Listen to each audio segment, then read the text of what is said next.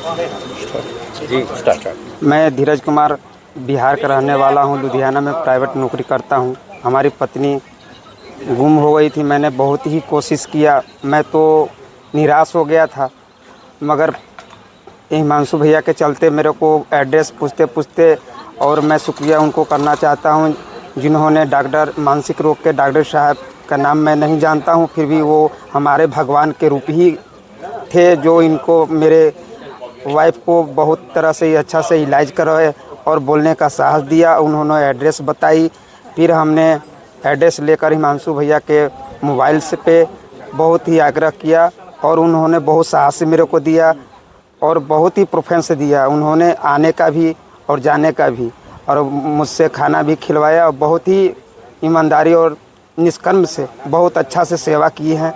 अब मैं उनको बहुत बहुत धन्यवाद देता हूँ। और अच्छा, कितने सालों बाद मिली आपकी बीवी? ये 6 महीने बाद मिली है सर। हाँ जी सर। હું હિમાંશુ પરીખ, સ્વયંસેવક સેવા યજ્ઞ સમિતિ સંસ્થાના અનાથ ઘરમાં અહીંયા રેલવે સ્ટેશન ફૂટપાથ પર રખડતા અથવા તો પછી સિવિલમાંથી બસ સ્ટેન્ડ પાસેથી કોઈપણ સ્લમ એરિયામાંથી બીમાર હાલતમાં નિરાધાર જે પણ પીડિત લોકો હોય છે તે અહીંયા આશરો લેવા આવતા હોય છે. સંસ્થાના સ્વયંસેવકો તેને ડૉક્ટરની એડવાઇસ મુજબ ટ્રીટમેન્ટ કરાવી અને સારવાર કરાવવાની કોશિશ કરતા હોય છે. ગત ડિસેમ્બર મહિનામાં ઉસ્મી દેવી તરીકે બેન એક વાગરા બાજુ કંઈક એમનો એક્સિડન્ટ થવાથી ત્યાંથી આશરો માટે અહીંયા સિવિલ હોસ્પિટલમાં એમને લઈ આવ્યા હતા ટ્રીટમેન્ટ માટે, પણ તેની સારવાર ત્યાં થઈ શકી નહીં કારણ કે એ મેન્ટલી ડિસેબલ હતા અને કોઈ સમજી નહીં શકતા હતા. ત્યાર પછી સિવિલમાંથી અમે એમને આશરો માટે અમારા સેવા યજ્ઞના અનાથ ઘરમાં લઈએ.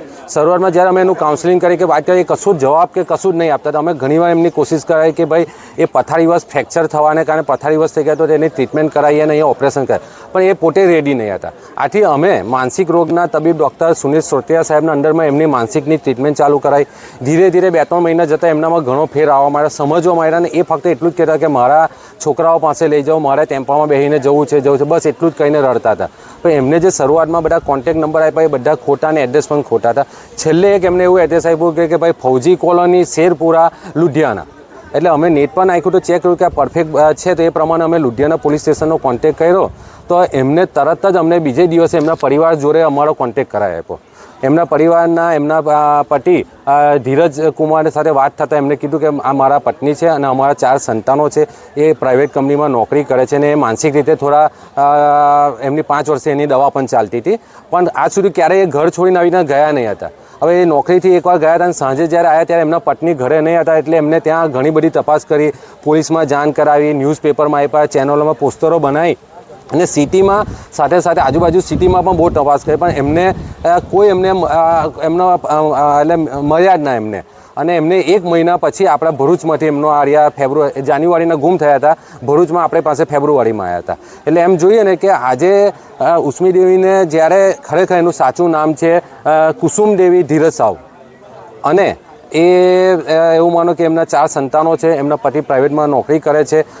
અને આજે એમ જોઈએ તો આપણે ડૉક્ટર સુનિલ સોરઠિયા સાહેબના જે માનસિક રોગના તબીબ છે તેમની સારવારથી આવા અમારા અહીંયા અત્યારે 40 થી 45 લોકોની જે સારવાર ચાલે તે ઘણા બધા તમે જોઈ શકો એ સાજા છે, તમને ખ્યાલ પણ નહીં આવે ને આવા ઘણા બધા લોકોને અમે સારવાર કરી અને સાજા કરીને એના પરિવાર જોડે મેળાપ પણ કરાયો છે.